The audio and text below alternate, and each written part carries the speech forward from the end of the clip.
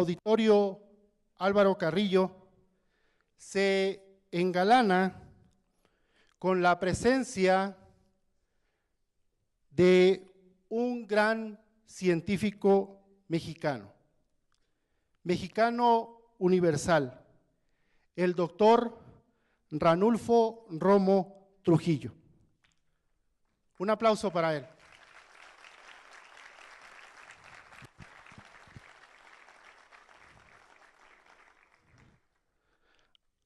Hace aproximadamente 3 años que lo escuché por primera vez en el Colegio Nacional, institución de la cual él es integrante desde el año 2011. En agosto de 2013, hace ya 2 años, nos acompañó por primera vez aquí en la universidad, disertando sobre la construcción de la realidad en el cerebro. Hoy nos distingue nuevamente con su presencia. Desde la época en que lo escuché en mis cursos, siempre dedico unos minutos a hablar de él y decirle a los estudiantes una frase que aprendí de Ranulfo: somos lo que aprendemos. Si ustedes hacen una búsqueda en el Google académico y en Scopus, que es una base de datos de información científica, podrán tener en claro la importancia del trabajo científico del doctor Romo. Sus más de 150 artículos científicos reciben cada uno 250 citas en promedio. En conjunto, ha sido citado en aproximadamente 10,000 artículos. Esa fue la última cifra que tuve hasta hoy en la mañana. El doctor Ranulfo Romo es universalmente reconocido por haber descubierto cómo una sensación se transforma en percepción, memoria y finalmente en la toma de una decisión. Este descubrimiento constituye la más completa descripción de cómo los circuitos cerebrales que construyen la percepción se enlazan con la memoria al servicio de la toma de una decisión. Este último párrafo que acabo de leer es parte de la semblanza que aparece del doctor Romo en la página web del Colegio Nacional, página que yo les invito a visitar con la mayor de las frecuencias. El doctor Romo fue candidato, si no me equivoco, en el 2009 al Premio Nobel de Medicina. No sé por qué no se lo dieron, pero pues enoja un poquito que no se lo hayan dado. El doctor Ranulfo Romo es investigador titular C en el Instituto de Fisiología Celular de la UNAM desde 1989, es integrante del Sistema Nacional de Investigadores Nivel 3, tiene varios postdoctorados y estancias en Suiza y en Estados Unidos. Su formación académica es en neurociencias en la Universidad de París, Francia. Se graduó de médico en la Facultad de Medicina de la UNAM. Tiene diversas distinciones, entre las cuales podemos mencionar el premio Demuth en neurociencias, otorgado por la Fundación de Investigación Médica de Suiza, el premio UNAM en el 2000, el Premio Nacional de Ciencias y Artes del Gobierno Mexicano también en el 2000, el premio Rangel Caputo de la Sociedad Argentina de Neurociencias, la cátedra Brooks de la Facultad de Medicina de Harvard, la cátedra Teuber en el MIT, en fin, tiene un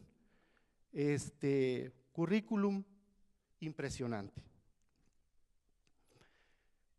Y para dar paso a su presentación, les pido un fuerte aplauso para que nos acompañe nuestro amigo, el doctor Ranulfo Romo.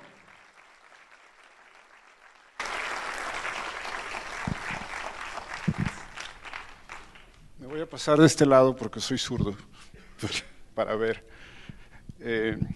Muchas gracias por la presentación. Y cada vez que hacen una presentación de este tipo, me gustaría que estuviera mi mamá aquí.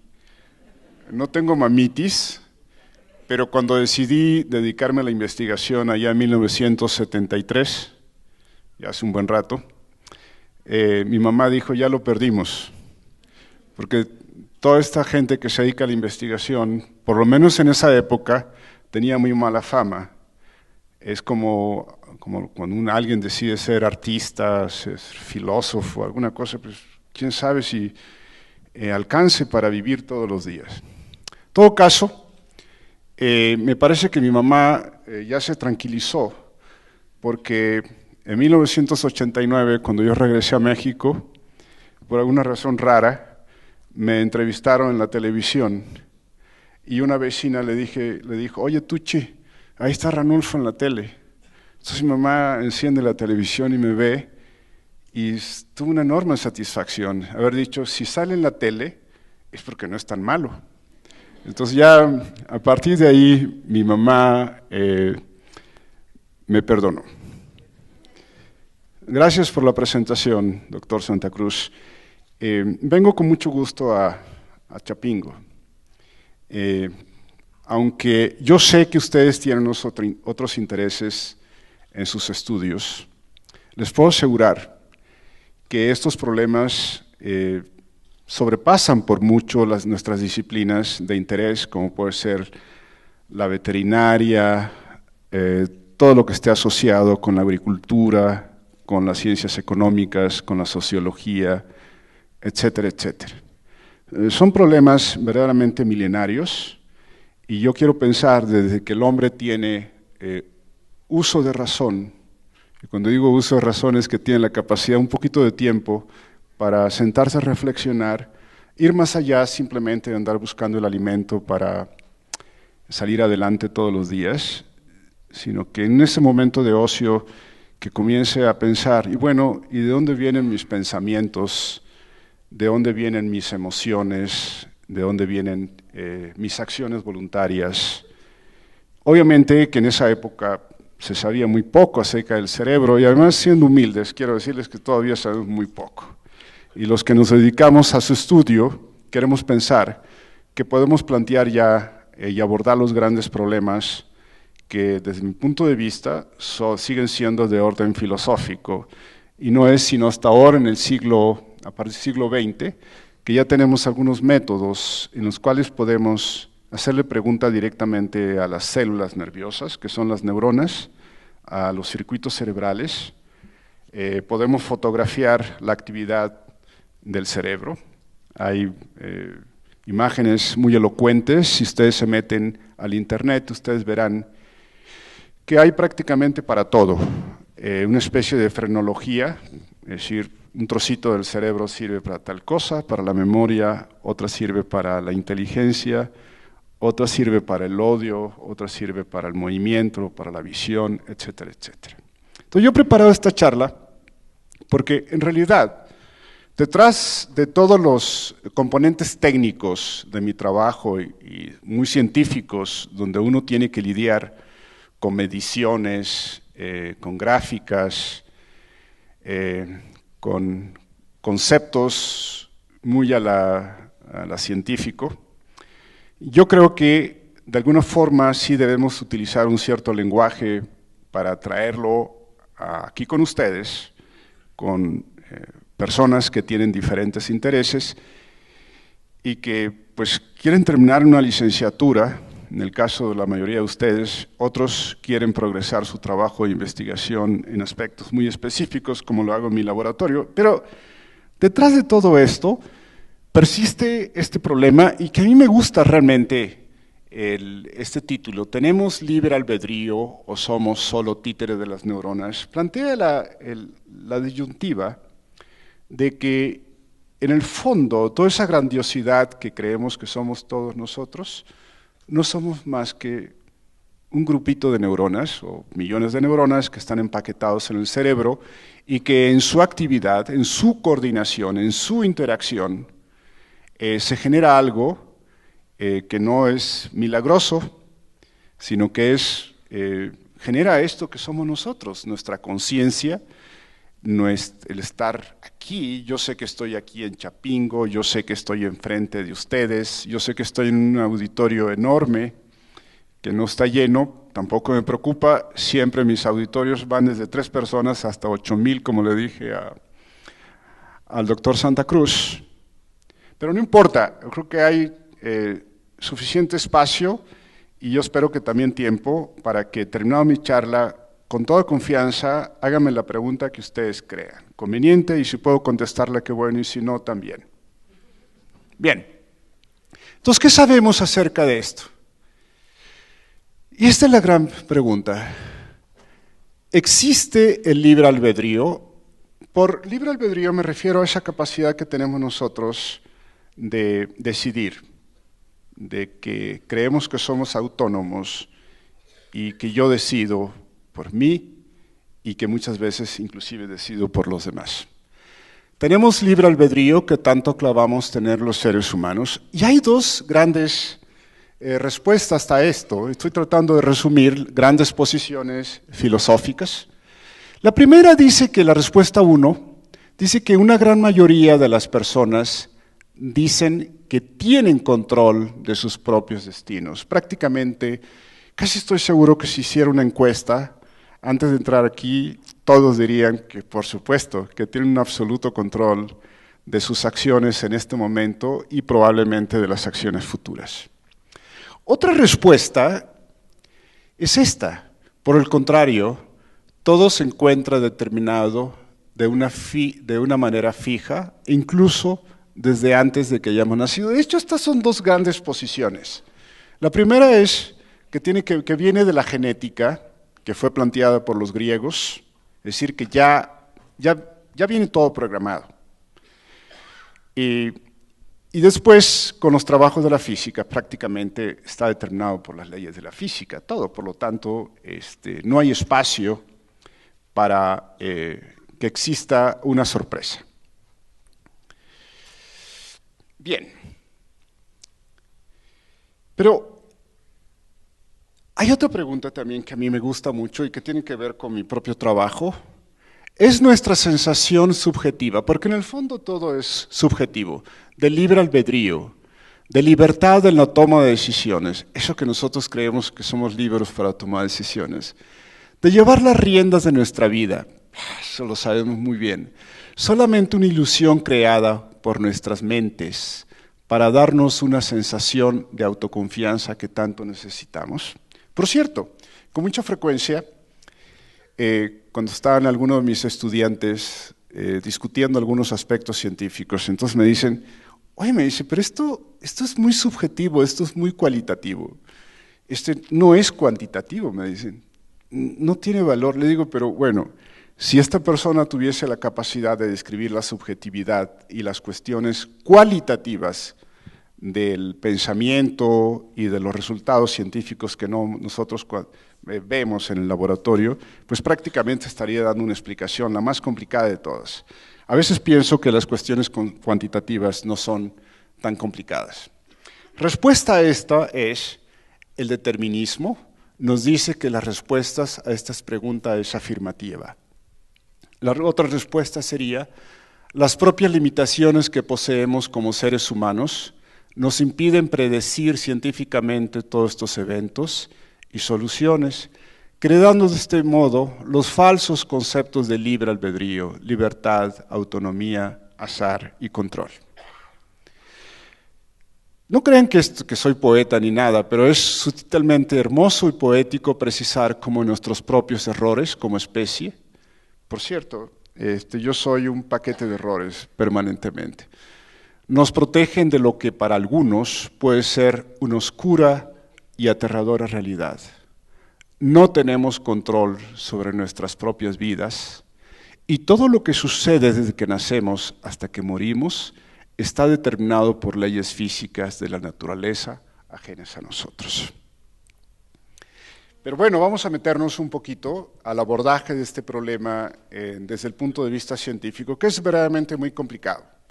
A veces pienso que al desarrollar este tema es un experimento que hago con ustedes y de alguna forma trato de darme una cierta autoconfianza de que puedo abordar este tipo de temas y que son científicamente abordables en este momento y probablemente en los años que vienen.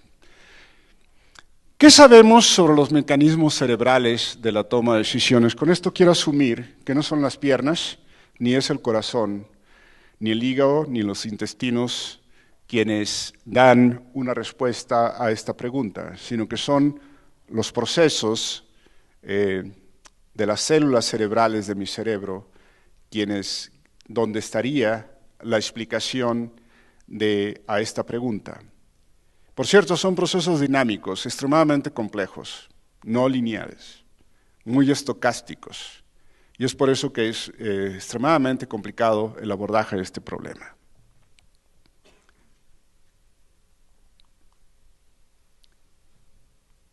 Ahí está. Bien. Cuando yo era ya trabajaba en la Universidad de Friburgo, Suiza, a principios de los años 80, probablemente muchos de los estudiantes de aquí todavía no nacían, seguro. Había un investigador en la Universidad de California en San Francisco que se llamó Benjamin Libet. Este se dedicaba a estudiar neuronas aisladas para estudiar las propiedades biofísicas de las membranas, cómo entran los iones, cómo reaccionan a ciertos fármacos, etc. Pero se encontró un amigo que era neurocirujano en un hospital en San Francisco y le dijo, mira Benjamín, dice, yo ya tengo acceso al cerebro humano. En esa época hacían operaciones a campo abierto, quitando el cráneo y yendo invasivamente a diferentes zonas del cerebro humano, sobre todo para curar algunos trastornos del movimiento, como son las epilepsias, que llega un momento en el cual una persona con epilepsia es prácticamente imposible de ser curado con los medicamentos, no se le puede controlar. Y a lo que hace el cirujano, el neurólogo, es tratar de ir a resecar, quitar un pedazo del cerebro donde está generándose el foco epiléptico. Entonces, pues, aprovechando que este cirujano tenía acceso al cerebro de los pacientes, entonces metían electrodos, que es una sonda que permite el registro de la actividad eléctrica masiva de ciertas zonas del cerebro, y le dijo a Benjamín que si estaba interesado en aplicar algún protocolo. Libet venía de una escuela, de un premio Nobel que se llamó John Eccles, que se le dieron el premio Nobel por haber descubierto que las neuronas del cerebro no solamente se excitaban ante los estímulos del mundo externo, sino que también se podían inhibir, que había inhibición, y ese fue un concepto muy importante. Pero Eccles desarrolló una idea muy dualista acerca de la interpretación de las funciones del cerebro, de tal suerte que en los últimos años de su vida, como era muy católico, terminó pensando que el cerebro simplemente era un instrumento de algo etéreo que andaba por ahí en el aire y que violaba todas las leyes de la termodinámica y podía influenciar las neuronas para generar lo que es nuestra conciencia y nuestras acciones voluntarias. Pero bueno, yo quiero pensar que Libet no estuvo tan influenciado por este premio Nobel. Pero Libet diseñó un experimento maravilloso que a mí me sigue sorprendiendo todavía. En un cerebro, en un sujeto humano despierto, con su cabello, como están ustedes sentados aquí, se le puede poner unas plaquitas sobre el cuero cabelludo y puede registrarse la actividad masiva de todo el cerebro. A eso se le conoce como electroencefalograma. Probablemente algunos de ustedes ha pasado con algún neurólogo y les han tomado algún electroencefalograma. Es una señal muy difícil de interpretar, pero para finales de los años 70, principios de los 80, ya habían llegado las computadoras y se podían hacer promediaciones y fijar muy bien los eventos en tiempo real de lo que estaba pasando con el electroencefalograma y lo que estaba pasando con un sujeto despierto. Y el experimento que diseñó Libet es muy sencillo. Solamente mientras el sujeto está sentado en una mesa plácidamente, simplemente le dice que cuando le dé la gana, cuando quiera, apriete este timbre. Al apretar este timbre, se genera una señal de referencia, que será esta raya vertical, que está aquí en todos los dos, y de tal suerte que él puede relacionar la actividad del electroencefalograma con respecto al momento en que el sujeto aprieta el interruptor. Un segundo experimento, un segundo control que le añade a este experimento, quiero pensar que es muy sencillo la forma como lo estoy presentando, ojalá y pase el mensaje, es que enfrente del sujeto hay un reloj, la manecilla se está moviendo como se mueven las manecillas del reloj. El sujeto no tiene que preocuparse qué hora es ni nada, simplemente de decirle a Libet, subjetivamente, le pide a Libet, mira, cuando tú tengas ganas de apretar el timbre, dime en qué posición se encontraba la manecilla. Y sucede algo extremadamente interesante. Es que la actividad que precede a apretar el timbre se desarrolla casi un segundo antes de que el sujeto apriete el timbre. Y segundo, cuando alinea ese tiempo subjetivo del sujeto con respecto a las ganas de apretar el timbre, sucede que lo hace algo así como 0.3 segundos antes de que ocurra el tiempo natural para hacer el movimiento de apretar. Es decir, cuando yo hago un movimiento, las neuronas de una zona de mi cerebro que se llama la corteza motora se encienden aproximadamente 0.1 segundos antes de apretar el timbre. Ese es el comando motor. ¿De acuerdo? Pero antes de que yo tenga ganas, cuando yo descubro que tengo ganas de hacer ese movimiento, las neuronas se encienden 0.3 segundos antes de que se activen esas neuronas. Y peor tantito, queda otro tiempo de aproximadamente 300 milisegundos, que en total hace como entre 800 y 900, 0.9 de segundo, que precede al acto motor voluntario. ¿Por qué es voluntario? Porque el sujeto lo hace si quiere y si no quiere no lo hace, y lo hace cuando quiere. Exactamente como cuando ustedes deciden hacer algo, hacer un movimiento voluntario, ya sea desde hablar, desde agarrar un lápiz o desplazar su cuerpo hacia la puerta para ir a buscar a un compañero. Y la pregunta que se hace Libet, bueno, ¿y ese tiempo que precede, donde las neuronas se encienden antes de que yo tenga las ganas de hacer el movimiento, a qué se debe? Pues llega a una conclusión que a mí me parece verdaderamente sorprendente, y es esta. Llegó a la conclusión, presten atención, que todo acto voluntario, pues que es voluntario, el sujeto lo hace si quiere y si no quiere no lo hace, es involuntariamente iniciado. Es ahí donde empieza esta paradoja, que todas mis acciones voluntarias podrían ser iniciadas involuntariamente, y de que todo acto conscientemente iniciado, porque además yo lo hago consciente de que quiero hablar, de que quiero decir no o sí, empieza de modo inconsciente. Entonces esto es una paradoja, y esto es lo que me lleva a mí a precisamente al título de esta charla, de que si no somos más que no tenemos libre albedrío y que somos simplemente títeres de nuestras neuronas. De alguna forma, las neuronas organizan su actividad y llegado un momento X, nuestro cerebro o nuestros circuitos cerebrales que median la conciencia, lo hacen consciente, y nuestros circuitos cerebrales que tienen que ver con la voluntad creen que ha llegado la señal para generar nuestro acto motor voluntario.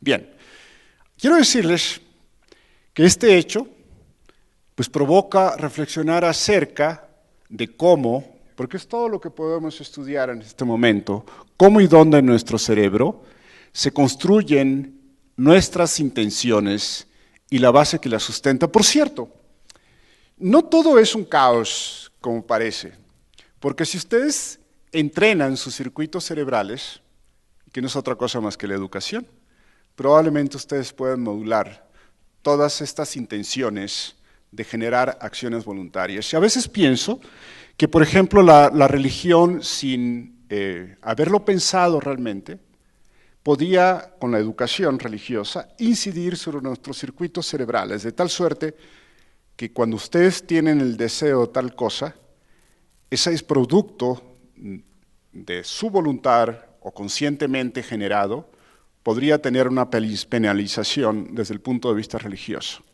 Pero también, ¿cuántas veces cuando yo era estudiante tenía ganas de pelearme con el maestro?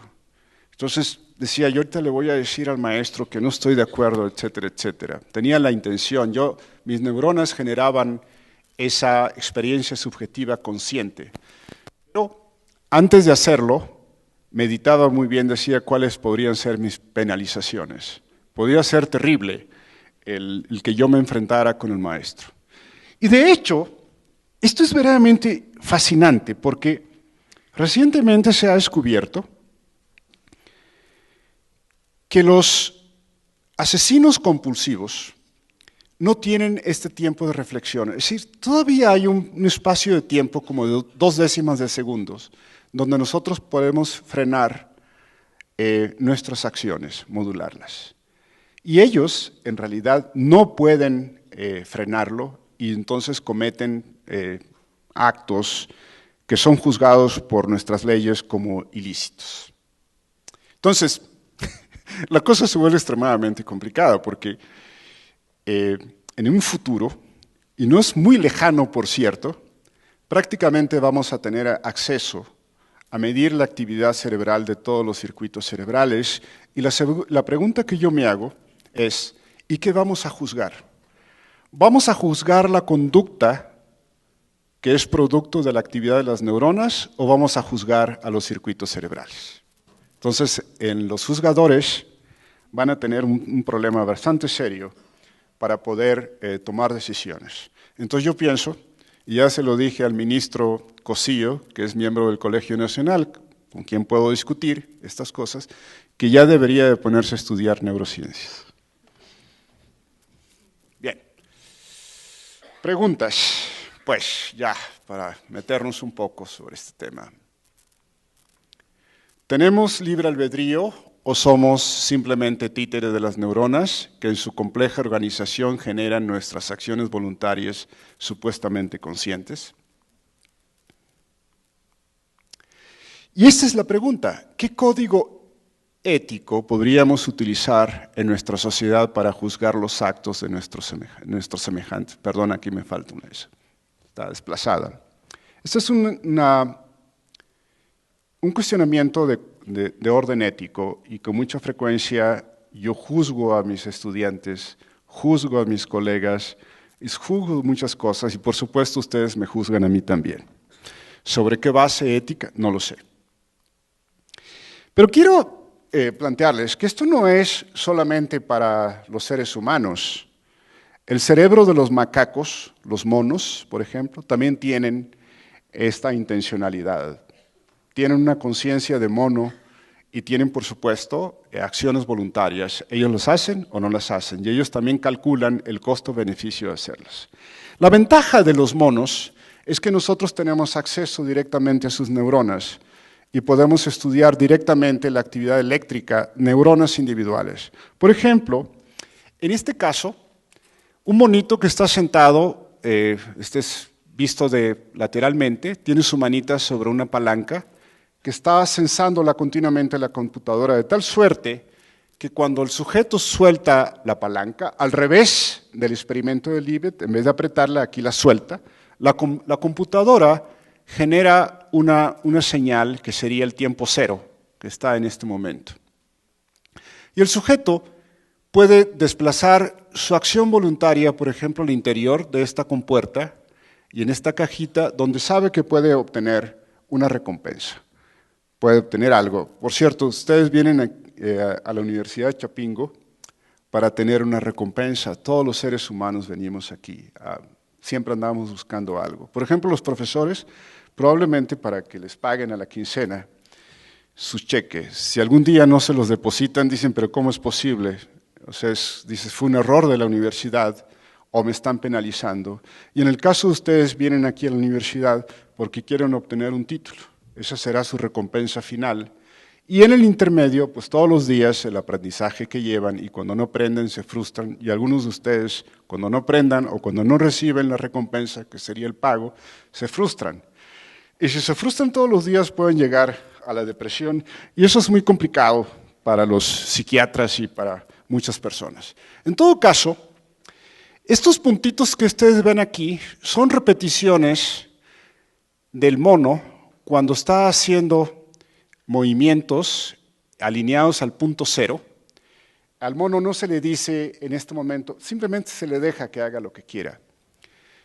Estos puntitos son la actividad eléctrica de una sola neurona, de una zona del cerebro que tiene que ver con la iniciación y generación de movimientos voluntarios. Estos puntitos, estas rayitas, puntitos que se ven muy densos, es exactamente el momento cuando se contraen los músculos del brazo para iniciar el movimiento voluntario que está en el punto cero. Y si ustedes suman estos puntitos que están aquí, van a tener este histograma, que es una acumulación de puntitos, y verán que esta actividad precede por mucho antes de la iniciación de la acción voluntaria. Entonces la pregunta es, bueno, ¿estas neuronas realmente tienen que ver con la generación de movimientos voluntarios en el primate?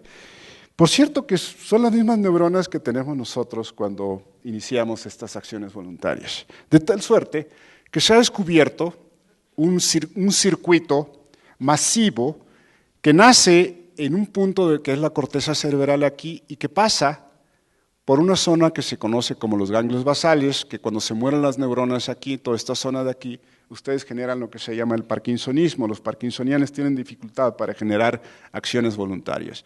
Y genera un lazo cerrado de actividad que circula entre estos circuitos cerebrales, de tal suerte que cuando llega a un punto óptimo, manda un comando a nuestras motoneuronas que están en la médula espinal y que son las encargadas de activar nuestros músculos y en las articulaciones para generar nuestras acciones voluntarias. Entonces ya sabemos, podemos describir cuál es el circuito cerebral que media los movimientos voluntarios en el primate, en el mono, despierto, haciendo esto, y ya recientemente, con algunas técnicas también invasivas, en las operaciones se ha podido ver que esto sucede también en el cerebro humano.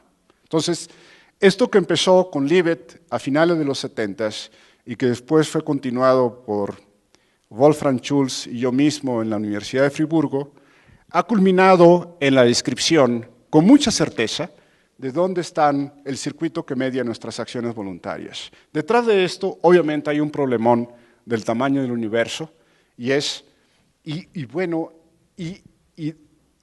de dónde emana esta subjetividad que tenemos nosotros de que hice consciente, para bien o para mal, la acción voluntaria. Entonces, en los últimos años, nos hemos dedicado aquí en México también una parte de este trabajo, en monos, ahora que sí les pedimos que evalúen la información del mundo externo para generar acciones voluntarias.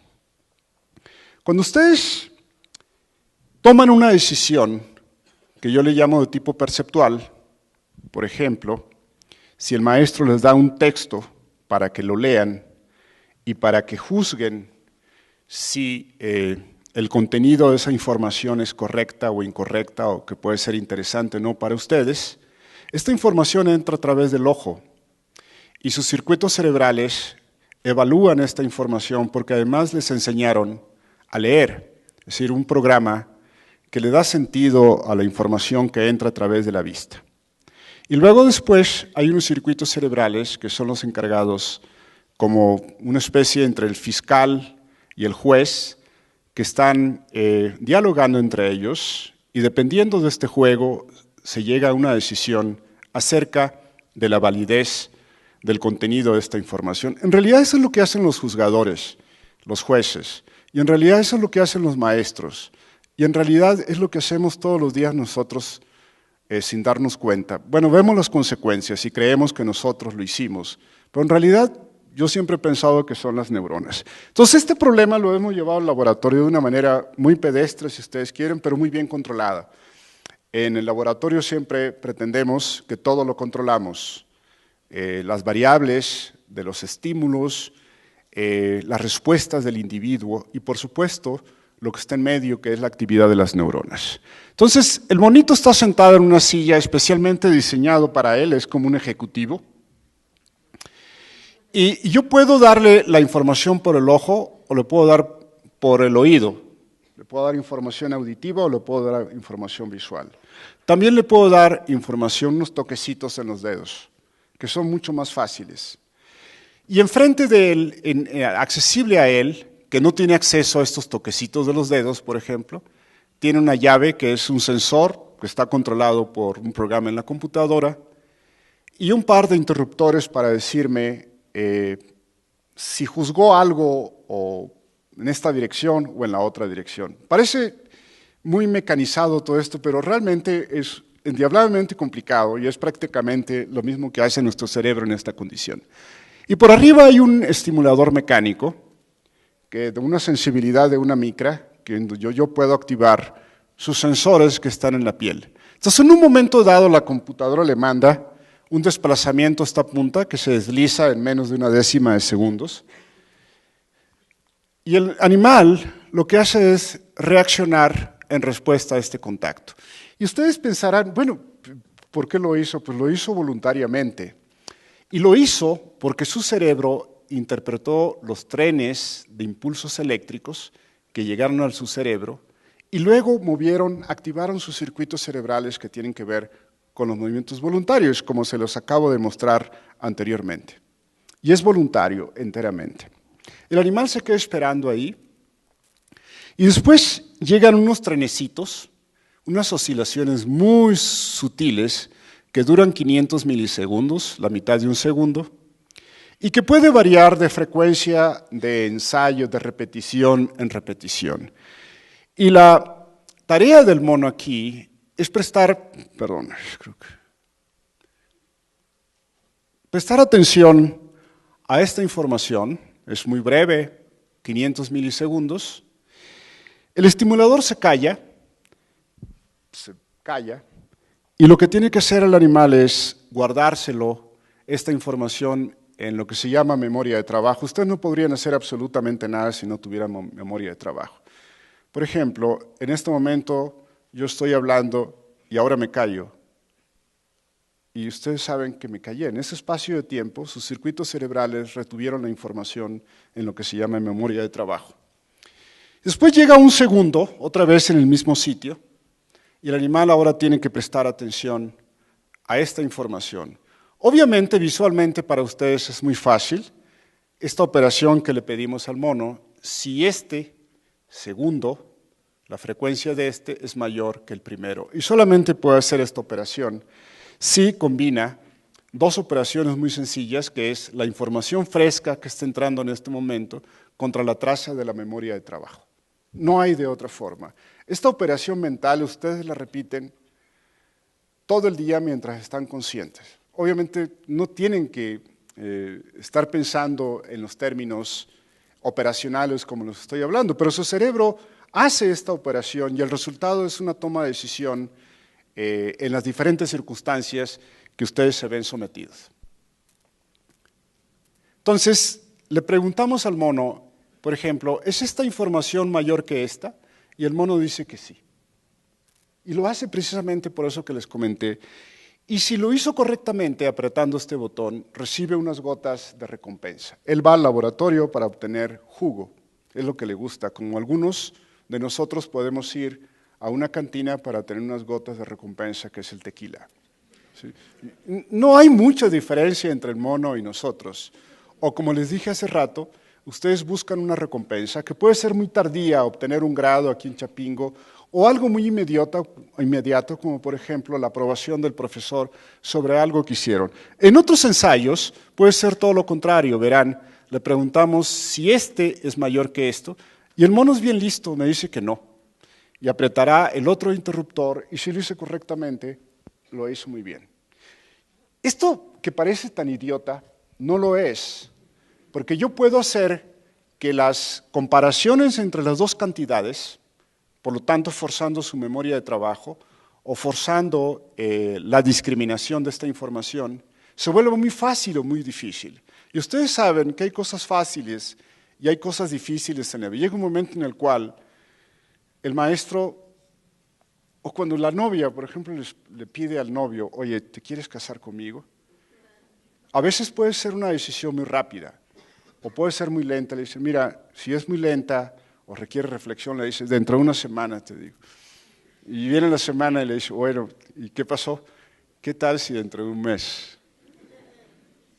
Y yo tengo un amigo que lleva 8 años con que no ha dado la respuesta todavía. Entonces hay decisiones rápidas o decisiones que toman mucho tiempo, que requieren de la reflexión, medir los cálculos de lo que significa decir si F2 es mayor que F1 o viceversa.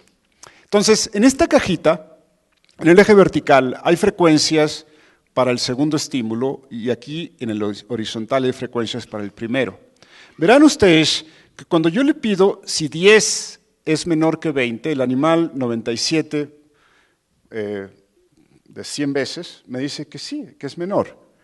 Y cuando yo le digo si 30, le pregunto si 30 es mayor que 20, 98% de las veces. Pero verán ustedes que estas cantidades comienzan a decrecer conforme las diferencias entre los dos se vuelven más corta, de tal suerte que cuando el segundo es 20 y el primero es 20, el animal está al 50%.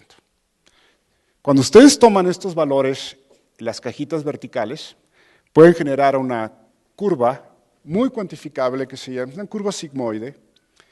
Es una curva psicométrica, que son los mismos valores que están aquí, altos, cuando los mayores, los juzgados mayores, estas cantidades mayores que la base, que es 20, o estas cantidades que son menores que la base de acá, porque están representados como el porcentaje para juzgar que el segundo es mayor que el primero.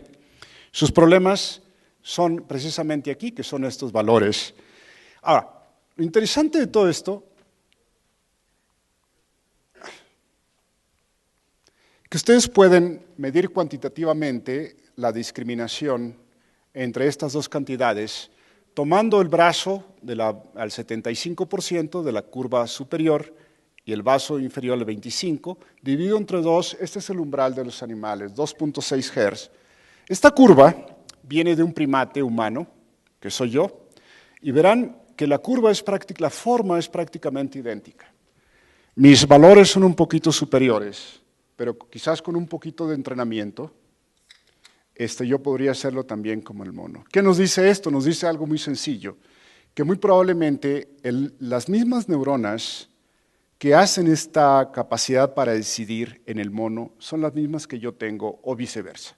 Y que si esto es así, el modelo del primate es muy valioso para estudiar estos mecanismos. Y eso es lo que voy a presentar en esta parte, las neuronas que tienen que ver con la capacidad para juzgar en este paradigma, y después me voy a regresar otra vez al planteamiento de Libet, para que vean que lo que se hace en el laboratorio con estos sujetos, con estos primates subhumanos, no está muy alejado como modelo de lo que hace nuestro cerebro, obviamente guardando la dificultad de la tarea. Bien, para los que no conocen el cerebro de los monos, no es muy diferente del nuestro. Tiene también 2 hemisferios, este es el hemisferio derecho y este sería el hemisferio izquierdo. Aquí estaría el ojo derecho, por acá estaría la oreja derecha, aquí está la nuca. Y tienen algo muy sencillito. Esto se llama surco central, que divide el cerebro en 2 mitades, la parte anterior y posterior. Tenemos el mismo surco que los monos. Y la parte posterior es donde llegan las señales que vienen de los dedos, que es donde yo le estoy presentando los estímulos, de tal suerte que con mucha precisión yo sé dónde está el dedo 1, dónde está el dedo 2, el 3, el 4 y el 5. Véanse las manos en este momento, tienen 5 dedos. Y esos dedos tienen una representación neuronal en el cerebro. Por cierto, que quede bien claro, ustedes no sienten con las manos, están sintiendo con el cerebro. Ustedes no ven con el ojo, sino que ven con el cerebro, con la corteza visual. Ustedes no oyen con la cóclea, sino que están oyendo con el cerebro. Bien. Entonces yo puedo ir con mucha precisión, con unas ondas micrométricas. Las puntas de estas ondas son del grosor, menos del grosor de un cabello. La punta es como 2-3 micras. Este es el cuerpo de la neurona. Las neuronas tienen un cuerpo y tienen prolongaciones que se llaman dendritas y un hilito muy fino que comunica con otras neuronas. Esto es todo lo que hacen las neuronas, es comunicarse con otras neuronas. Y entre tanta comunicación, como lo hacen también las iteraciones en las computadoras, entre los chips, ahí es donde se genera algo. Entonces yo puedo ir con esta sonda y puedo registrar el campo electromagnético de la neurona, de tal suerte que con mucha precisión yo puedo estudiar la actividad provocada por los estímulos en estas neuronas en el cerebro y también todo lo que tiene que ver con esta tarea del primate.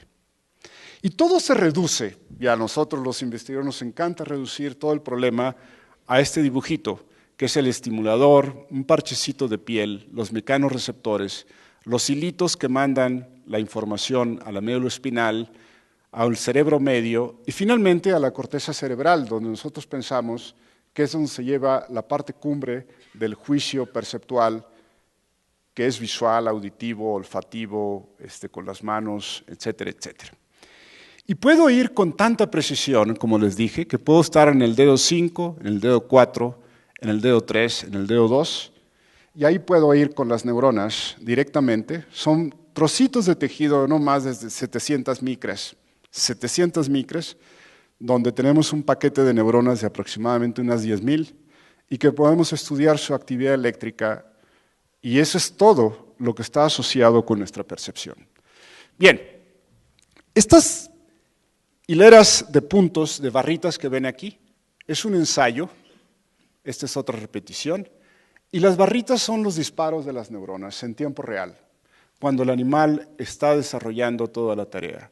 Y verán que cuando la punta toca, hay un brote de actividad en las neuronas hasta arriba, que toma aproximadamente 20 milisegundos, 0.02 de segundo, en llegar la información, es niebladamente rápida.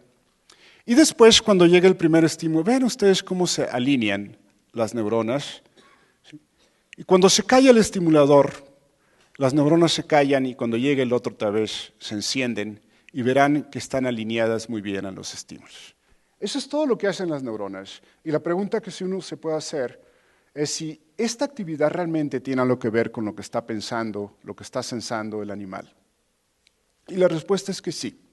Que por cierto, esto es un problema muy bonito porque que fue iniciado hace más de 2000 años por un filósofo griego que se llamó Demócrito, el que planteó la existencia del átomo, que decía que era la mínima partícula.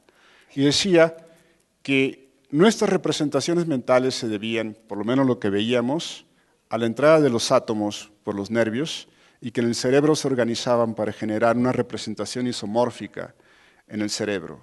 En este caso, por ejemplo, si tuviéramos un arbolito, pues yo no puedo reconstruir el arbolito en la corteza visual, pero sí puedo ver la métrica de este estímulo representada en la actividad de las neuronas. Si ustedes quieren, esta es una prueba en favor de la hipótesis de Demócrito, que todos nuestros procesos mentales, por lo menos los perceptuales, comienzan con una representación de la realidad en la actividad de las neuronas. No hay de otra. Si ustedes quieren, los impulsos eléctricos serían los átomos de Demócrito. La pregunta es, bueno, ¿llevan alguna información estos disparos de las neuronas alineados con los estímulos? Y verán que sí. Por ejemplo, yo puedo invocar un código en las neuronas que representen la información y su relación con lo que está pensando el animal. Puedo medir, por ejemplo, tomar las mediciones entre estos botes de actividad. No tengo que decirles qué es este cuál es la medición, pueden ser unos 100 milisegundos en este caso, y le vamos a llamar tiempo 1, de tal suerte que cuando llegue el otro, vean ustedes cómo se acorta, porque la frecuencia es mayor.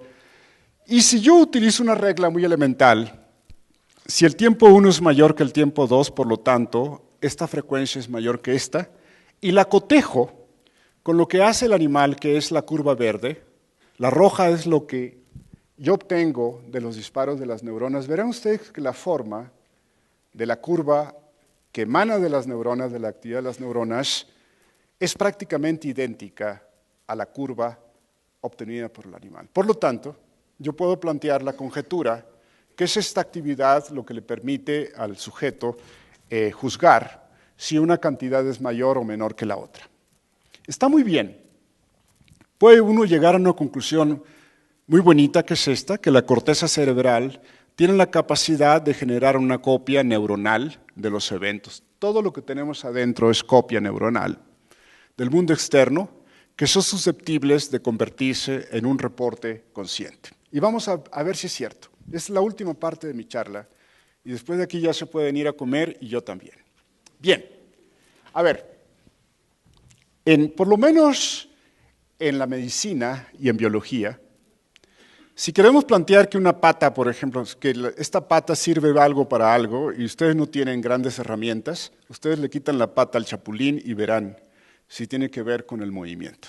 Pero hay formas más finas, como les acabo de mostrar.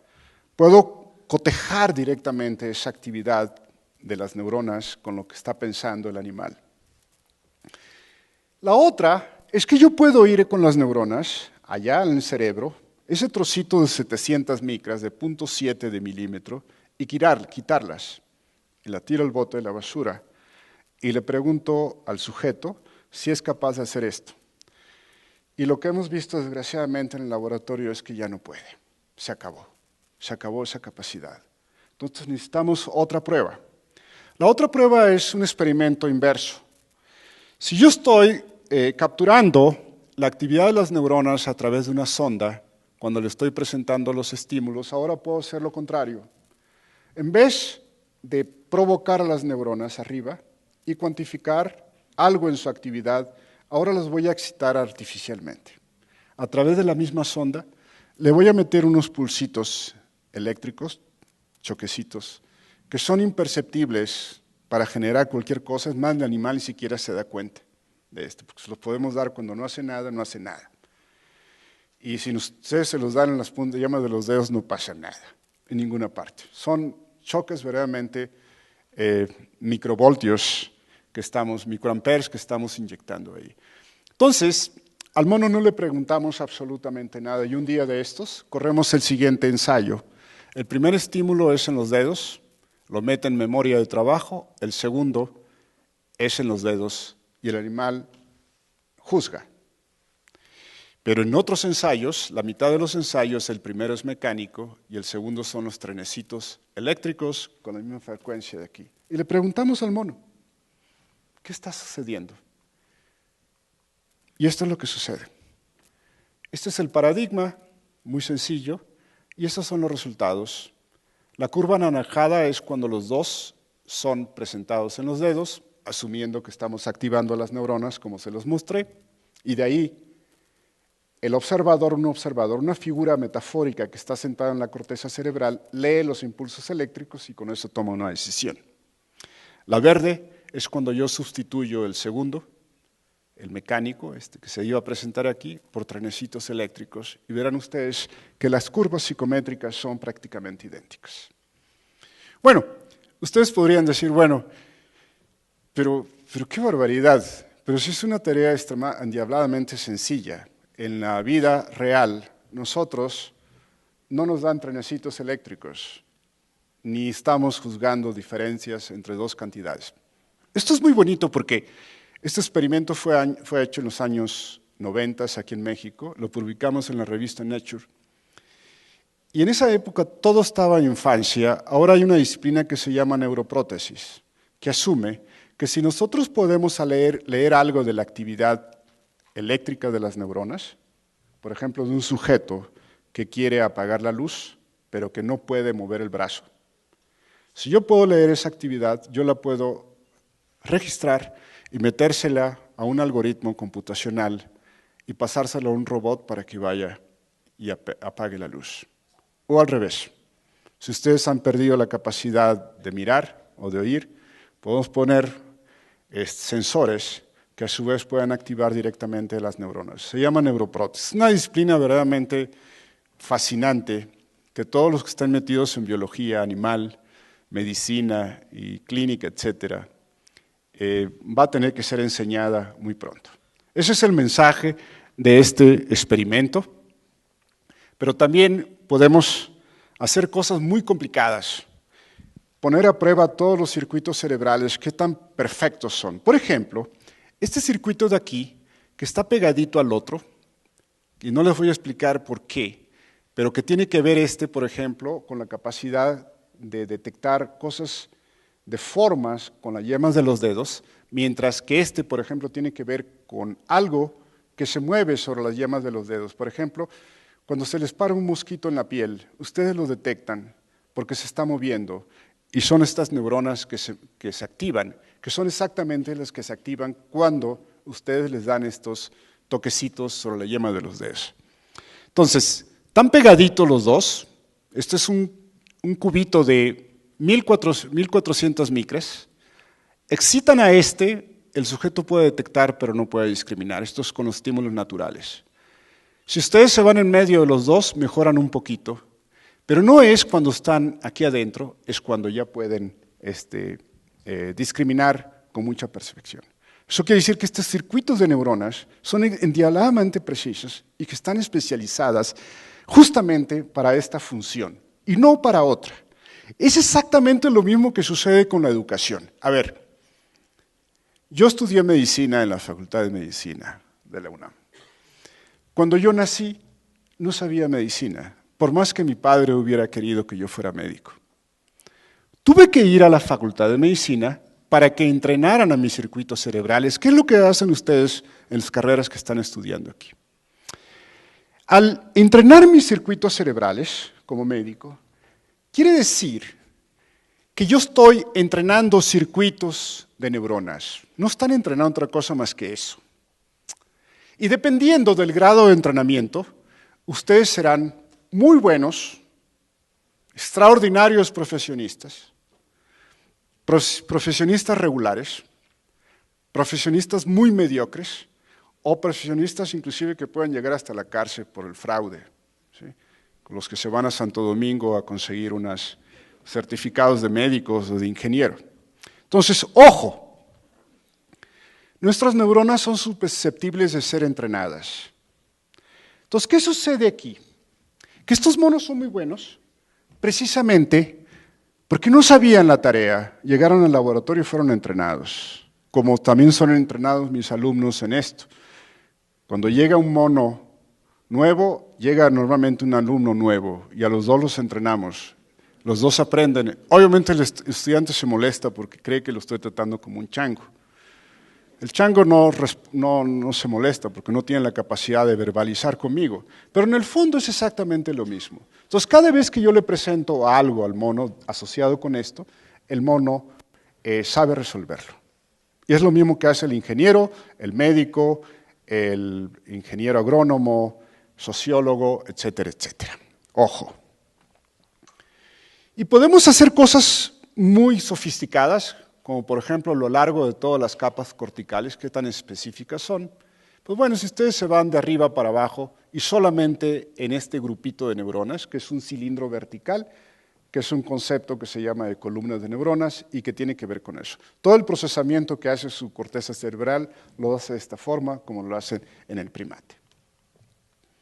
Entonces, el mensaje de todo esto, y que quisiera que nunca llegase, y que fuera simplemente natural a través de los estímulos del mundo externo, y que ustedes no tengan que tener un transecto en la médula espinal, ni que tampoco tengan cortados las vías cerebrales, ni todos los circuitos cerebrales que lleven esta información al cerebro, porque si no, van a tener que invocar e utilizar las neuroprótesis para poder interactuar con el mundo externo, ya sea censar la información del mundo externo, guardarla en memoria, tomar decisiones con eso, o dar respuestas de orden voluntario a través de movimientos. Entonces podemos activar artificialmente los circuitos cerebrales y cuantificar los reportes subjetivos de las sensaciones conscientes del individuo. Esta es una prueba muy bonita porque este hallazgo es sorprendente, pues provoca la curiosidad de estudiar cómo los circuitos cerebrales no solamente representan los eventos del mundo externo, sino también cómo ellos los convierten en sensaciones conscientes. Y por supuesto, la pregunta sigue ahí. ¿Y cómo surge la experiencia subjetiva de la actividad de las células nerviosas? Ya sabemos que esto no depende solamente de estos circuitos que les acabo de mostrar. Y el experimento, se ha vuelto extremadamente complicado. Al igual que sucede en su cerebro, el cerebro del mono está muy complicado. O sea, hay una interacción, mucho diálogo entre los circuitos cerebrales. Y lo que estamos haciendo actualmente es estudiando masivamente todas las áreas del cerebro involucrados en la resolución de algo. Por ejemplo, si tuviera acceso al circuito del médico, pues tendría que ir a estudiar todas sus neuronas para ver cómo sus neuronas fueron entrenadas, aprendieron, cómo guardan el conocimiento y cómo cada vez que tienen un problema de tipo médico se encienden. Porque esos circuitos son exactamente los mismos circuitos que del ingeniero. Simplemente que al ser entrenados con información ingenieril, ellos aprenden esa información y esa información se guarda ahí mismo y es usada para tomar decisiones de orden ingenieril o de orden médico. Entonces no se asusten, esta es la cabeza del mono, estos son aparatos enormes que todos los días se tienen que poner y que mandan al interior estas fibras, estos sensores micrométricos para estudiar la actividad de las neuronas. Y esto es lo que es. Simplemente aquí hay 5 áreas de neuronas registradas simultáneamente y todo lo que uno puede leer de sus procesos mentales no son más que impulsos eléctricos. O sea, que si un marciano llegase, tuviese la capacidad de mirar sus procesos mentales, que ustedes reportan como muy grandiosos, lo único que podría medir o ver son chispitas eléctricas que emanan de la actividad de las neuronas. Y ese es precisamente el trabajo que tenemos nosotros. Es decir, tratar de entender y cómo de esta electricidad micrométrica en los circuitos cerebrales emerge este aspecto grandioso, la experiencia subjetiva, cómo emerge de la actividad de las células nerviosas. Hasta este momento, lo más que podemos hacer es los 2 ejemplos que les mostré.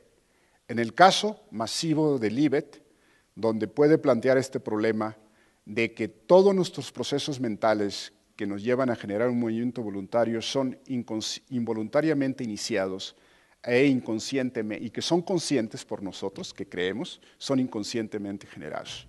En el caso de lo que les estoy presentando, yo puedo leer directamente en las neuronas la representación de los eventos del mundo externo que son susceptibles de ser convertidos en una experiencia, en una decisión subjetiva, porque eso es lo que creen las neuronas.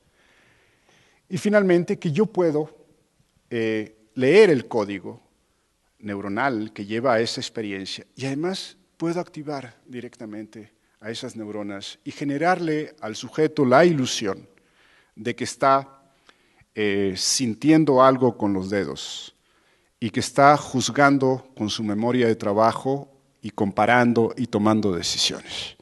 Ese es más o menos el estado del arte de estos problemas que de una manera muy árida en el laboratorio parecen muy poco atractivos, pero que en su planteamiento abordan prácticamente todo lo que ustedes creen que es grandioso y quiero pensar que están pensando que es producto de un cerebro educado, porque si no lo educan, no podrán tener fineza cultural, no tendrán fineza profesional, no podrán ser creativos, etcétera, etcétera. Muchas gracias.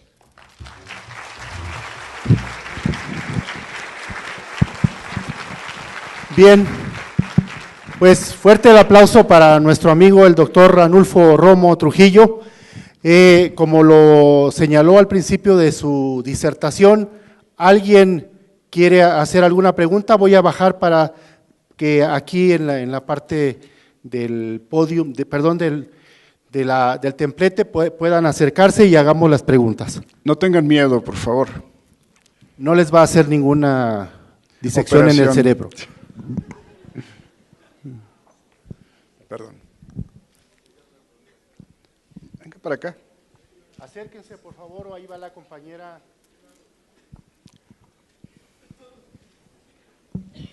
Gracias, buenas tardes. Buenas tardes. Se dice que el aprendizaje de idiomas ya no se puede realizar después de cierta edad, de los 40 para arriba.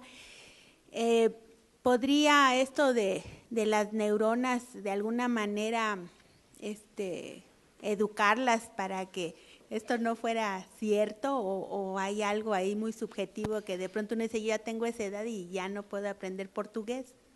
Es cierto y no es cierto. Lo que pasa es que al inicio, en las etapas tempranas del desarrollo de un individuo, por ejemplo un niño, sus circuitos cerebrales no están entrenados. Entonces, cualquier cosa que ustedes les presente, rápidamente pone a trabajar a los circuitos cerebrales. Y esa es la razón por la cual los niños aprenden muy rápido y luego olvidan muy rápido. Yo tengo un par de nietos que yo los sigo todos los días y veo cómo de una semana a otra cambian como chapulines. Y la razón es muy elemental en este caso. Si bien ellos aprenden muy rápido, todavía están en una fase de eliminación de neuronas. El cerebro tiene un excedente de neuronas. Como hasta la edad de 14 años, creo aproximadamente, se estabiliza el número de neuronas con los cuales vamos a vivir por el resto de nuestros días. Entonces, aprenden idiomas muy rápido los niños, pueden ser bilingües, trilingües, cuatrilingües, y luego cuando llegan a la adolescencia, que es cuando se estabilizan los circuitos cerebrales y queda algo de los idiomas, pueden quedar 2 o 3. Todo lo que sigue después de eso es muchísima educación. Uno tiene que tener lecturas. Yo hablo y escribo en francés, hablo y escribo en inglés y también lo hago en español. Pero yo tengo que leer en francés. Hablo muy poco francés aquí en México, pero en menos de 2 o 3 días me estabilizo cuando voy a Francia o en Canadá. Y lo mismo me pasa con el inglés. O sea, todos los días escribo en inglés, contesto correos en inglés, pero hablo poco en inglés aquí en México. Y a veces me toma pues un día, mientras voy de México a Estados Unidos cruzando las aduanas, tomar el taxi, llegar al hotel, para activar mis circuitos cerebrales que tienen que ver con el idioma inglés.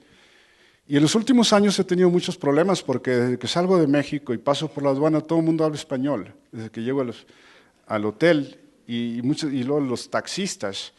Y a veces llego a los laboratorios y está lleno de argentinos y de chilenos y españoles y de mexicanos. Pues les digo, bueno, ¿en qué va a ser el seminario? ¿En inglés o en español?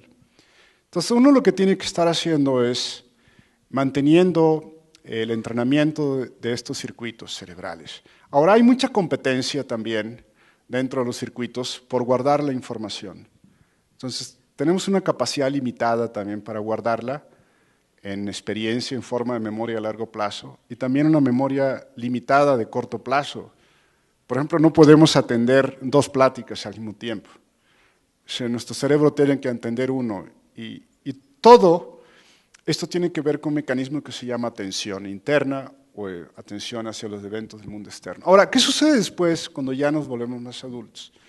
Pues que de alguna forma la circuitería cerebral se vuelve no es que sea muy rígida, sino que tiene que ser muy eficiente a la hora de dar respuestas, de evaluar. Y ya no se pueden dar esos circuitos el lujo de cuando usted es jovencita, cuando está estudiando algo. O sea, usted puede cambiar de parecer. No tiene grandes consecuencias en la sociedad, excepto las que pueden tener con su maestro y con sus padres. Que si la universidad la mantiene aquí y da malas notas, y lo lleva con sus padres, pues recibe puras recompensas negativas. Entonces, ¿Qué sucede? Es que cuando ya nos volvemos muy adultos, ya de nuestra edad, no es que seamos perezosos, sino que entramos también en una zona de confort. Y como que ya le basta lo que uno tiene como para el último tramo de nuestras vidas, ¿no? Pero el tramo de ustedes es mucho más largo que el mío. Bueno, yo tengo otra pregunta. Es que no sé dónde está. Acá. Ah, perdón. Quería saber, bueno, se menciona que el proceso cognitivo o de la percepción pues es como un conglomerado de impulsos eléctricos, ¿no? Hasta menciona que hay neuroprótesis. Pensando en una idea de un poco ciencia ficción o ya no tanto quizás, de un cerebro que imite casi a la perfección los conglomerados electromagnéticos de un cerebro humano, ¿usted cree que ese cerebro podría llegar a tener la experiencia de la conciencia que tenemos como seres vivos? Sí, no lo sé. De hecho, hace un par de años, o el año pasado me parece, me vi forzado a escribir un prólogo para un libro que se publicó Oxford University Press, precisamente sobre la conciencia. Y como yo lo revisé y yo mandé las cartas para que lo publique, apoyando su publicación, el editor me lo manda ahora para que yo escriba, ¿no? Más todavía es trabajo. Entonces me quedé atorado precisamente con tu pregunta, que si alguna vez yo ya conozco el código neural de las chispitas eléctricas de un cerebro que está desconectado de todo lo demás, estaríamos generando conciencia artificial, percepción artificial, acciones voluntarias artificiales, sin ejecutarlas, ¿no? Entonces me quedé ahí un buen rato, no sabía qué hacer. Finalmente, porque era el último párrafo, y el último párrafo dice así. Me acordé de Julio Verne. Eso me salvó a mí. Un viaje, una expedición a la Luna, que lo escribió en 1865. Obviamente, cuando salió su libro en Francia, pues todo el mundo dijo, está loco, fumó otra vez Julio Verne. En esa época había piaderos, usted iba y se las tronaba, ¿no? Fumaba sin problemas, no había penalización. Y bueno, todo el mundo se quedó ahí. ¿Cuándo fue el hombre a la Luna? 100 años después. Entonces me acordé de eso. Bueno, entonces dije yo, pues esto es lo que el autor dice. Entonces, todo lo que el ser humano se imagine, tarde o temprano se va a cumplir. Eso es para mí aterrador. Porque si alguna vez podemos tener conciencia artificial y hacemos no es un ente, sino un robot artificial que tenga la capacidad de aprender y de tener todo lo que tenemos nosotros, pero ya no tendría la imperfección de la sangre, de las células, esta imperfección que nos hace muy humanos o muy animales también.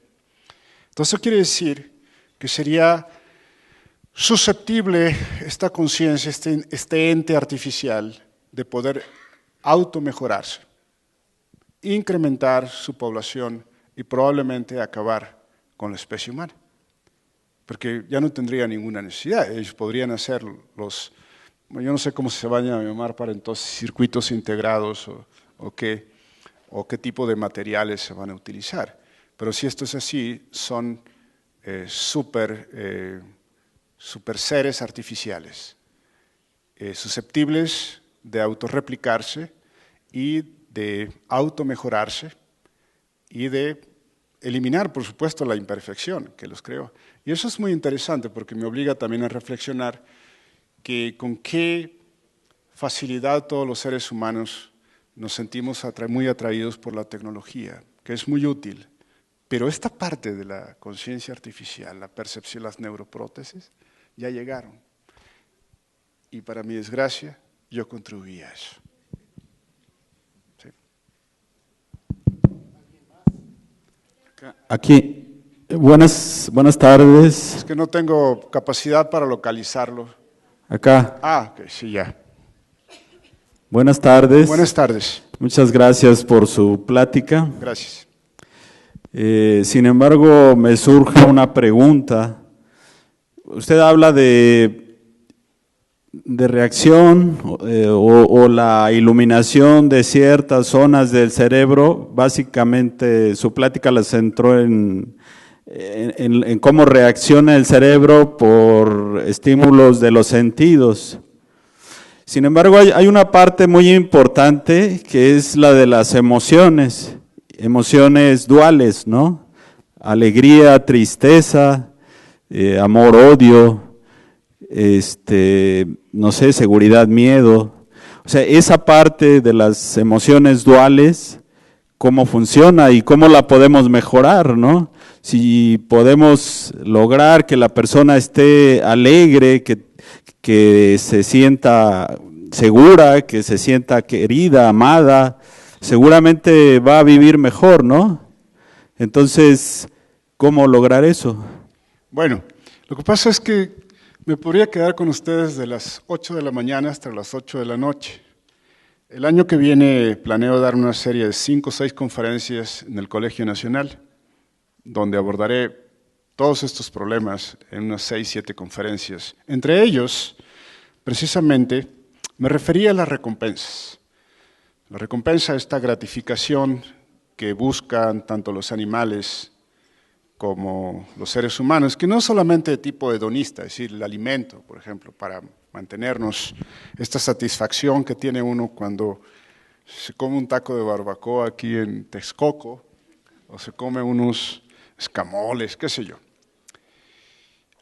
Y esto es muy bonito porque he viajado por muchas cosas estudiando el cerebro. Cuando Wolfram Schultz y yo andábamos estudiando los circuitos que median las acciones voluntarias, que los encontramos, previo a eso tuvimos un resultado negativo, que es que hay neuronas en nuestro cerebro que estaban clasificadas que tienen que ver con los movimientos y que lo que descubrimos es que tienen que ver realmente con sensar información del mundo externo que es incorporado como una especie para el estado de satisfacción del sujeto. Esas neuronas están en la base del cerebro, codifican, por ejemplo, el nivel de incertidumbre que tiene usted ante la vida, codifican, por ejemplo, las expectativas sobre algo interesante que va a suceder, el estado personal de se encuentra tanto el animal como el sujeto. Por ejemplo, había un colega en el Colegio de Francia, cuando yo estaba trabajando eso y no lograba interpretarlo, y yo le dije, pero es que no entiendo la actividad de estas neuronas, y me dijo, ¿sabes qué? Creo que tiene que ver con esto, me dijo. Cada vez que yo le hablo a mi novia, me quedo muy contento toda la tarde, o muy enojado. Y efectivamente esas neuronas son las que median nuestros estados. Y yo cuando me llevé eso a la interpretación, dije yo, pues acabo de descubrir los circuitos cerebrales de las emociones. Es un poquito más complejo que todo esto. Son muchos circuitos cerebrales que median muchos componentes del estado emocional del individuo. Ahora, regresando a mi charla, por supuesto que las emociones pueden ser susceptibles de ser entrenadas también. Yo a veces amanezco de malas y es como una carrera para irme poniendo más de malas todo el día. Pero cuando ya detecto eso, digo, párale, tranquilo. Eso ya focaliza por qué uno se siente inconforme, que va a estar mal todo esto. Y ya para uno el caballito, le quita la montura y ya se acabó todo esto. Entonces, por supuesto, si un niño al nacer tiene un medio donde todo es violencia, todo es satisfacción, todo es mirar el mundo de una manera negativa, pues es obvio que no tiene otra escapatoria ese individuo, de que sus circuitos cerebrales están siendo entrenados para mirar solamente las cosas negativas.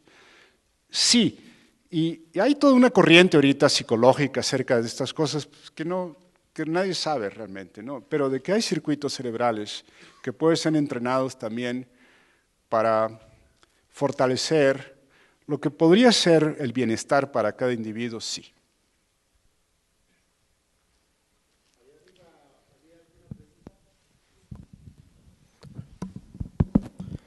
Antes que nada, buenas tardes. Pues una plática muy interesante y me permito hacerle una pregunta. Bueno, hace algunos meses leí un artículo en internet que trataba sobre la estimulación de las neuronas con electricidad. ¿Con la qué, perdón? Con electricidad. Sí. Y mi pregunta es la siguiente: si al estimular las neuronas con electricidad, impulsos eléctricos, puede uno volverse más listo, o cuál es el mecanismo que se activa al realizar dicha acción. Pues no lo sé, no sabría dar una explicación, pero si usted utiliza el experimento inverso de solamente registrar las neuronas, es obvio que usted puede activar los circuitos de la memoria, de las percepciones, etc.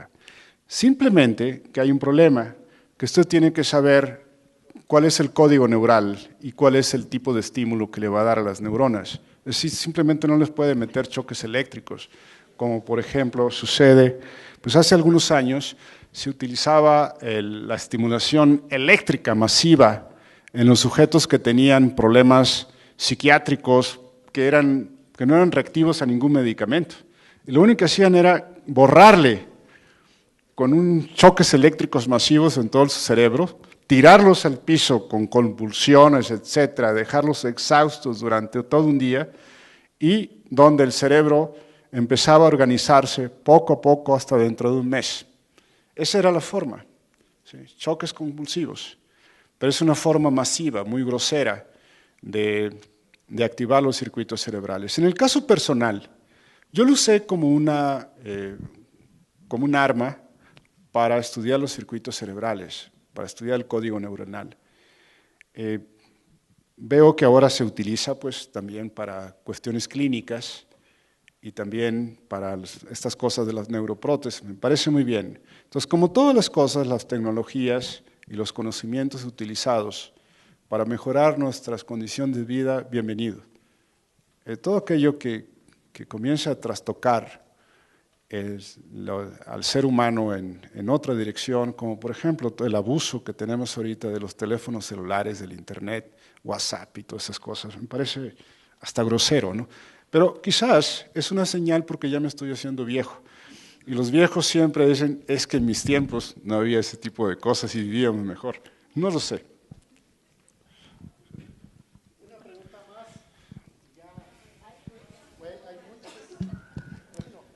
Bueno, siempre me he preguntado la capacidad que tienen los niños genio. Si cuando son pequeños, a los 7, 8 años, ya hacen cosas que a veces no se explica uno, sobre todo cuando no ha habido pues, el entrenamiento. ¿Cómo está eso cómo es que se da? Yo no creo en esas capacidad? cosas. Y a mí el otro día leí, no sé en qué periódico aquí en México, que había un niño que estaba de 9 años tomando un diplomado en la UNAM. Hay dos grandes problemas y fueron planteados de la Grecia clásica. El pico más grande de seres humanos organizados en pos de la cultura, de la estética, la filosofía, la ciencia, etcétera, que duró muy poco cuando llegó la democracia. Empezaron a votar los esclavos y los que no tenían, y se acabó la Grecia clásica. Entonces, ellos decían, había dos grandes corrientes ahí, que todo era genético, y lo sabemos, hay muy buenos genes. Los genes tienen que ver para generarnos el soma, las circuiterías, en el caso del cerebro, buenos circuitos cerebrales. Y luego la educación es para entrenarlos. Pues pueden venir más o menos genéticamente regular, como es el caso mío, que con mucho entrenamiento más o menos la hace. Pero también el otro extremo, y ya lo hemos visto, hay gente muy tonta. Y los monos son iguales también. Hay monos tontos y monos muy inteligentes, que son muy raros. Hay muchos tontos, pocos monos inteligentes. La mayoría están dentro de la curva del centro.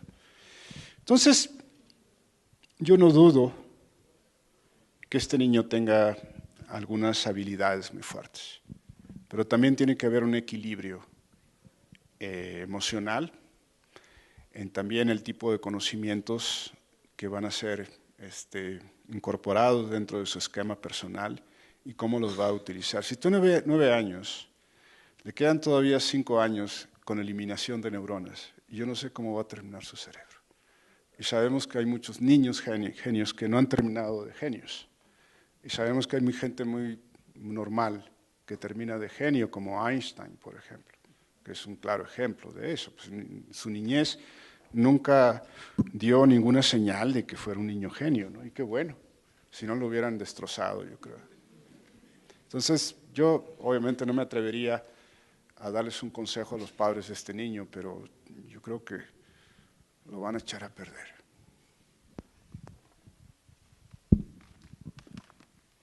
Por ahí hay otra. ¿Cuántas preguntas más? Sí, seguimos. ¿Sí? Está por aquí abajo hay. Chico. Adelante, adelante.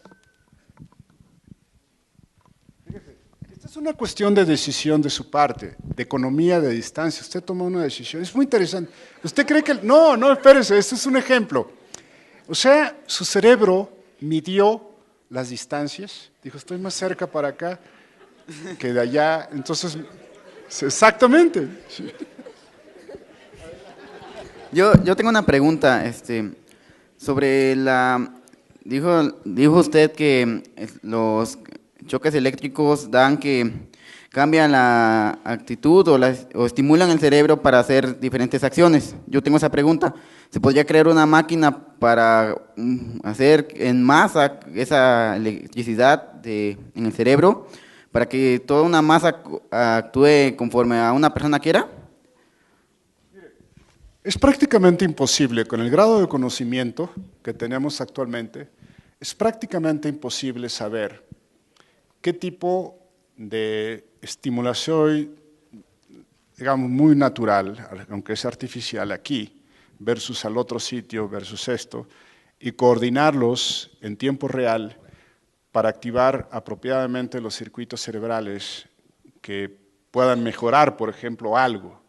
Ahorita estamos en una oscuridad total, aunque hay señales, lucecitas, que nos están dando las pistas de dónde nos vamos a ir moviendo. Probablemente nunca vamos a terminar haciendo este tipo de cosas.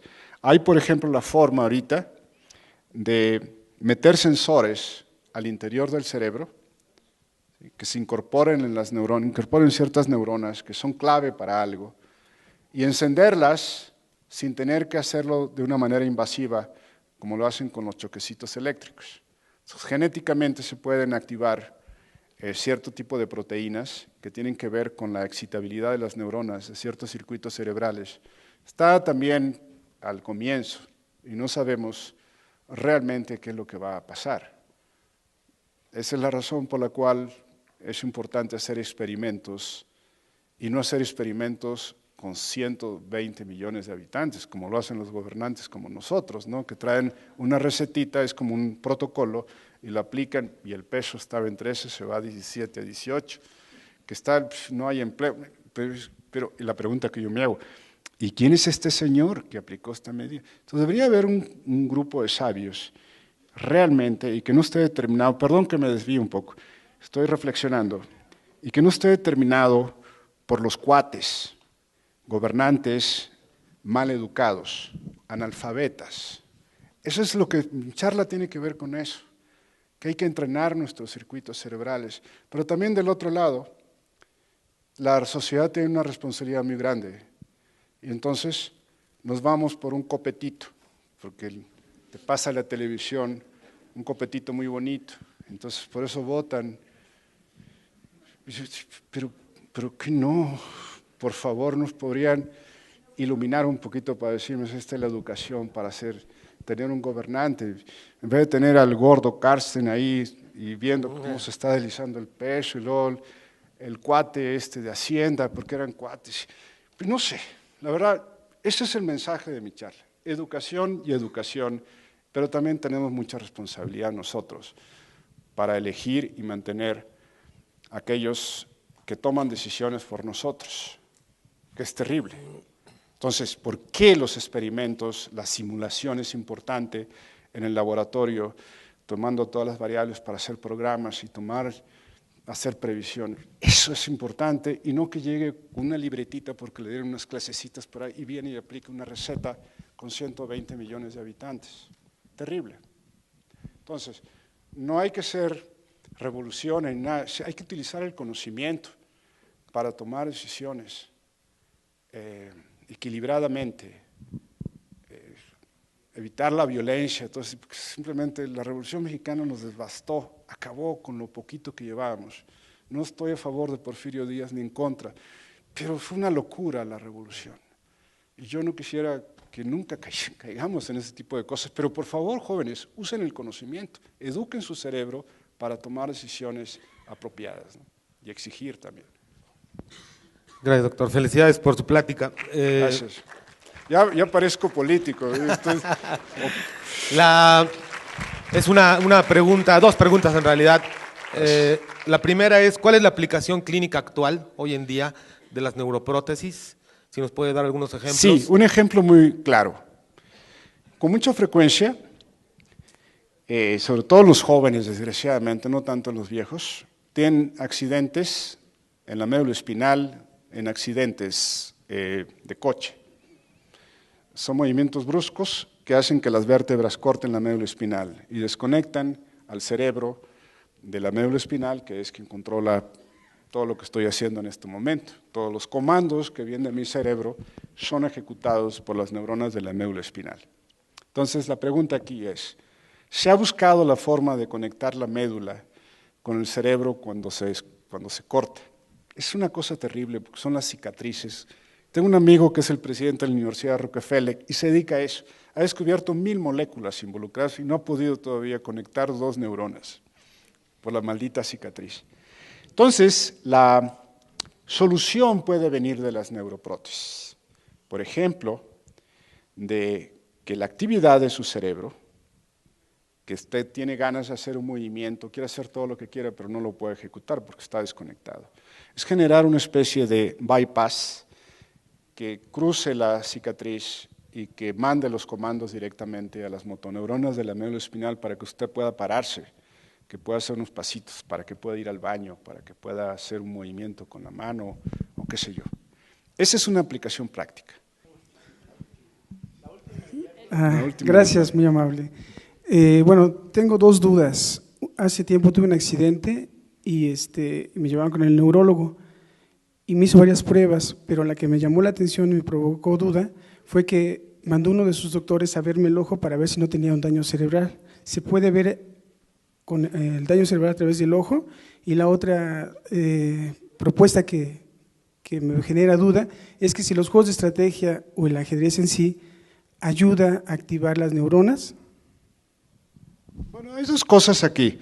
Hay algunas pruebas clínicas muy elementales que le permiten a uno saber si hay algún daño en el tallo cerebral, que es una zona muy crítica porque es muy sensible, es donde están todos los grupos de neuronas que tienen que ver con el control de los movimientos oculares, también la dilatación de la pupila, por ejemplo, que es un indicador, todo lo que es la inervación de la cara, qué sé yo, son los pares craneales que se le llama. Entonces, un buen neurólogo debería ser capaz más o menos de tener una idea si hay algún daño por ahí. Y por supuesto, ¿qué hay que hacer para mejorar? Pues, como usted ve a Nadal, que por cierto ya anda haciendo agua a la canoa porque ya no pasa de la primera ronda, pero a mí me gusta mucho el tenis, ya casi no juego ni veo un torneo de tenis en la tele, pero antes veía, seguía a los mejores. Entonces, Nadal se entrena, o Federer, 8 horas diarias, todos los días. ¿Okay? Algo que ya sabe. Ahí está. Pero lo que más me sorprende a mí, que el día que van a jugar calientan como media hora. Entonces todo el mundo dice, es que está calentando los músculos. No. Sí es posible las articulaciones para evitar una torcedura ahí, qué sé yo. Pero en realidad están calentando los circuitos cerebrales, sacando los circuitos de la memoria.